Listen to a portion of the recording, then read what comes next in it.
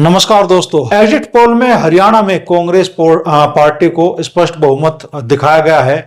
इसके बाद से पार्टी काफी उत्साहित है और साथ ही ये कयास भी शुरू हो चुके हैं कि अगला मुख्यमंत्री कौन होगा। पार्टी में सबसे ज्यादा चर्चा जिन नामों की हो रही है उनमें भूपेंद्र सिंह हुड्डा, कुमारी सैलजा और रणदीप सुरजेवाला का नाम शामिल है। लेकिन एक और नाम धीरे धीरे हरियाणा की राजनीति में अपनी पकड़ बनाता जा रहा है और वो नाम है रोहतक के सांसद और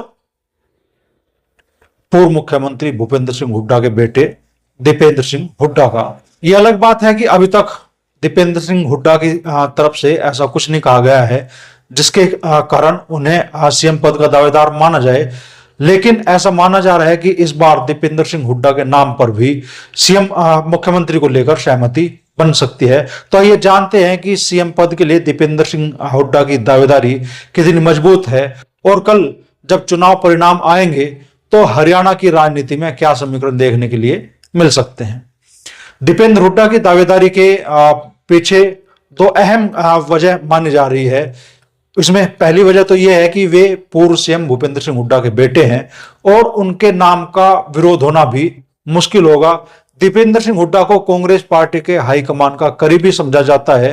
राहुल गांधी हो चाहे प्रियंका गांधी हो, दोनों नेताओं के साथ उनकी ट्यूनिंग काफी अच्छी दिखाई देती है। यह पिछले कुछ सालों में देखा गया है कि दीपेंद्र हुड्डा कांग्रेस पार्टी के वरिष्ठ नेताओं के काफी करीबी रहे हैं। इतना ही नहीं, पिछले काफी समय से कांग्रेस पार्टी को राज्य में मजबूत करने के लिए उन्होंने काफी मेहनत भी की है और इस विधानसभा चुनाव में दीपेंद्र सिंह हुड्डा की मेहनत जमीन पर भी दिखाई दी है। दिल्ली के जंतर मंतर पर हरियाणा के पहलवानों के विरोध प्रदर्शन से लेकर विनेश फोगाट के ओलंपिक खेलों के बाद देश में वापस आने पर उनके जोरदार स्वागत के कार्यक्रम से लेकर और रोड शो तक दीपेंद्र हुड्डा प्रमुखता से नजर आए।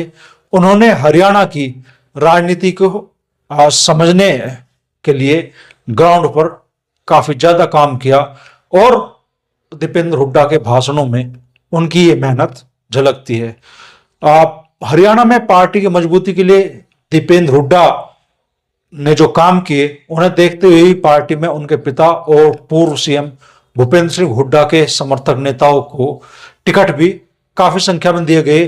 कहा तो यह जा रहा है कि 90 में से 72 टिकट उनकी पसंद के दिए गए और अब कहा जा रहा है कि अगर कांग्रेस चुनाव जीतती है तो भूपेंद्र सिंह हुड्डा मुख्यमंत्री पद के दावेदार होंगे और विधायक दल में भी उन्हें नेता चुना जा सकता है। इसके साथ ही चूंकि बड़ी तादाद में हुड्डा समर्थक विधायक जीतकर आने वाले हैं तो मुख्यमंत्री पद पर हुड्डा खेमे का जो दावा है वो खुद में ही काफी मजबूत हो जाता है। भूपेंद्र सिंह हुड्डा एग्जिट पोल के नतीजे आने के बाद दिल्ली पहुंच गए। माना जा रहा है कि वे दिल्ली में कांग्रेस पार्टी के आलाकमान से मुलाकात करेंगे। यह भी कहा जा रहा है कि इस मुलाकात में हरियाणा में पार्टी की जीत के बाद सरकार गठन को लेकर महत्वपूर्ण चर्चा होगी। इतना नहीं, सीएम पद के लिए अपने नाम को लेकर भी भूपेंद्र सिंह हुड्डा चर्चा आगे बढ़ा सकते हैं। हालांकि सिर्फ भूपेंद्र सिंह हुड्डा और दीपेंद्र सिंह हुड्डा तक ये मुकाबला सीमित नहीं रहने वाला है। अपने लिए सीएम पद की मांग कर रहे हैं भूपेंद्र सिंह हुड्डा। वो लगातार कहते रहे हैं कि ना वो टायर्ड है ना रिटायर्ड है, लेकिन अगर दीपेंद्र सिंह हुड्डा का नाम भी आगे किया जाता है तो यह संभव है कि भूपेंद्र सिंह हुड्डा अपने नाम को पीछे खींच ले। वहीं दूसरी ओर पार्टी की दलित नेता कुमारी सैलजा का नाम भी सीएम पद की रेस में चल रहा है। वे भी पार्टी से इस बार यह उम्मीद रखे बैठी हैं कि उन्हें राज्य की कमान दी जाए। चुनाव के दौरान इसी मुद्दे को लेकर उनकी नाराजगी भी सामने आई थी। एग्जिट पोल के नतीजे आने के बाद एक बार फिर से उन्होंने कहा कि पार्टी आलाकमान सीएम पद पर नाम फाइनल करेगा। मुख्यमंत्री पद के लिए तीसरा जो नाम सबसे ज्यादा चल रहा है वो रणदीप सुरजेवाला का है। रणदीप सुरजेवाला भी पार्टी के हाईकमान के काफी करीबी समझे जाते हैं। पार्टी प्रवक्ता के तौर पर रणदीप सुरजेवाला ने कई अहम मुद्दों पर पार्टी का रुख रखा है। रणदीप सुरजेवाला पार्टी के वरिष्ठ नेताओं में माने जाते हैं इस बार उन्होंने अपने बेटे आदित्य सुरजेवाला को चुनाव लड़वाया है। अब ये देखना बाकी है कि कल जब चुनाव परिणाम सामने आएंगे तो क्या दीपेंद्र सिंह हुड्डा का नाम मुख्यमंत्री पद के लिए आगे किया जाएगा।